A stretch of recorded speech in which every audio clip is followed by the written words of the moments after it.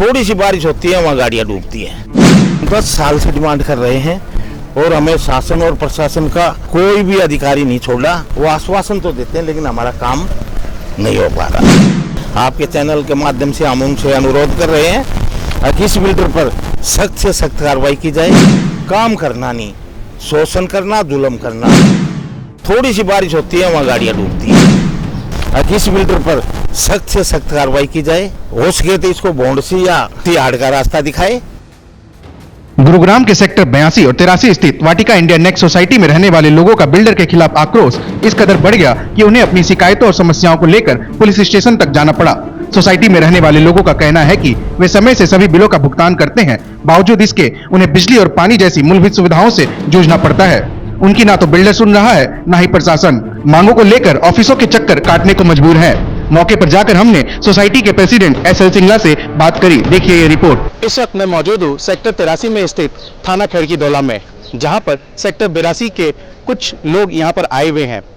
आइए उनसे बात करते हैं, उनसे जानते हैं कि उनकी क्या कुछ समस्याएं रही हैं। सर, आपका नाम?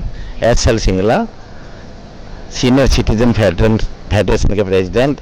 मेरे साथ हमारे वाइस प्रेसिडेंट श्री सतवीर जी और साथ में है हमारी बहन जी महिला विंग की अनु यादव जो महिला विंग की हेड हैं, और साथ में मातृ शक्ति और ग्रीवेंस कमेटी की मेंबर हैं, और साथ में हमारी मातृ शक्ति खड़ी है और हमारे जेंट्स भी काफ़ी खड़े थे।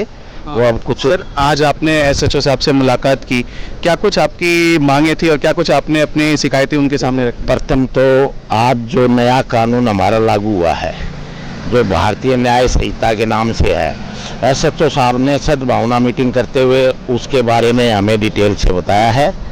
भाई ये कानून है, ये बातें हैं, आप जागरूक हो जाओ। और रही हमारी मांगों की बात, तो हमारी सोसाइटी में एक तो लाइट की बहुत भारी प्रॉब्लम है, जो कि 33 kV का सब स्टेशन बनना बहुत ज़रूरी है। और जो ये बिल्डर है ये हमारी सोसाइटी और लोगों का शोषण किए हुए है और शोषण पर ही उतारू है। 10 साल से हम मांग कर रहे हैं वही इलेक्ट्रिक की पोजीशन सुधारी जाए यहाँ, जबकि यहाँ कभी 10 घंटे कट होता है, कभी 12 घंटे, कभी 18 घंटे कट झेलना पड़ता है।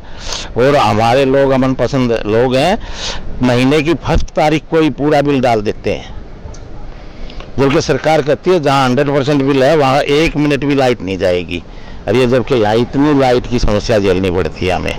दूसरा, हमें यहाँ एक कम्युनिटी सेंटर चाहिए, क्योंकि कोई भी समस्या, कोई भी हमारी मिस हैपनिंग होती है तो 100-125 से लोग हम वहाँ इकट्ठे करते हैं एक रस्म के लिए। तो यहाँ एक भी उसने ऐसा कम्युनिटी सेंटर नहीं बनाया है जहाँ हम इकट्ठे हो सकें। कोई ऐसा बढ़िया पार्क नहीं बना रखा जहाँ हम सीनियर सिटीजन वॉक कर सकें, बातचीत कर सकें आपस में। दूसरा, एक टर्मिनेशन ग्राउंड की बहुत आवश्यकता है, क्योंकि सोसाइटियों में अब बहुत ज़्यादा ऑक्यूपेंसी हो गई है, सीनियर सिटीजन की संख्या बहुत ज़्यादा है, यानी हज़ारों मेल और हज़ारों फीमेल्स हैं। और अब ये कोविड के समय में बड़ी परेशानी का सामना करना पड़ा था, क्योंकि गांव के जो टर्मिनेशन ग्राउंड है उनमें गांव वालों की मर्जी चलती है, वो सोसाइटी वालों को घुसने दें नहीं घुसने दें, ये भी एक मुख्य ज़रूरत है। एक रीजनल प्लेस, ये 500 एकड़ की ये बिल्डर बता रहा है, मैंने टाउनशिप काटी है, एक भी रीजनल प्लेस यहाँ नहीं है। और सिक्योरिटी इश्यूज बहुत ज़्यादा है, और सबसे बड़ी समस्या ये बारिश आ गई है, कनेक्टिंग रोड नहीं है हमें। रोड से हम सोसाइटी में कहाँ से घुसे?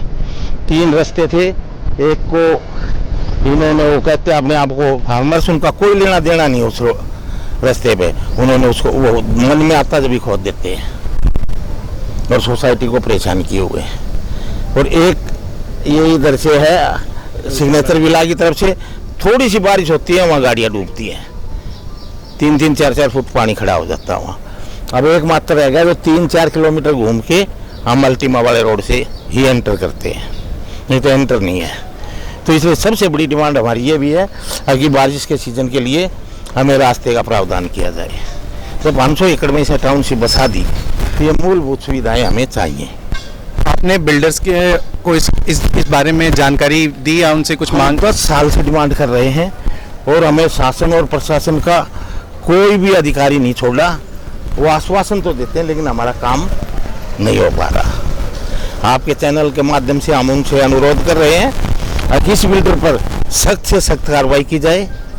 हो सके तो इसको बॉन्डसी या तिहाड़ का रास्ता दिखाए हैं और हमारी समस्याओं का समाधान करवाए। हम गांव से यहाँ सुख शांति के लिए आए हैं।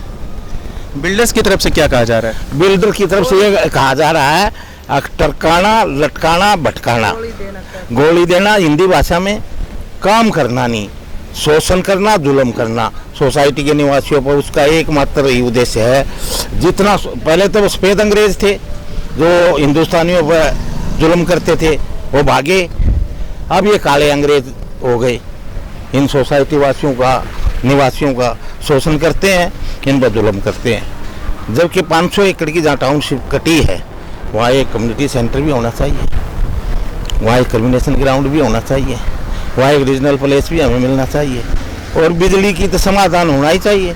जब हम पहली तारीख को पेमेंट कर देते हैं तो उसका यह हक बनता है हमें ये सुविधाएं दे। तो इसके लिए हम शासन के पास जाते हैं, प्रशासन के पास जाते हैं, वो एक पेपर वेट लेकर पहुंच जाता है और उस अधिकारी का मुंह बंद। हमारे सामने वो आश्वासन देता है आपका काम हो जाएगा, लेकिन इधर से बिल्डर के आदमी हमारे 1 घंटे बाद ही पेपर वेट वहाँ उसकी टेबल पर देते हैं, उसका मुंह बंद। वो कम से कम हमें 10 साल से सुविधाएं तो दिलाएं। ये जो मांगे आपने रखी हैं आज, अगर इन मांगों पर कार्रवाई नहीं होती तो फिर आप आगे और क्या करेंगे? आगे हम तो सीएम ग्रीवेंस में हमारी ब्रेव यानी फायर ब्रांड नेता खड़ी है, सीएम ग्रीवेंस में उठा देती हैं। और सीएम ग्रीवेंस में एक बार तो इनके सब काम रोक दिए थे इस बिल्डर के, कोई भी काम कोई अधिकारी नहीं करेगा। फिर ये हाथ पैर जोड़कर इन्होंने खुलवाए हैं और हम तो भाई सीएम आने लगे हमारा फिर गुड़गांव में, उसके सामने उठाएंगे हमारी एक कमेटी बना के।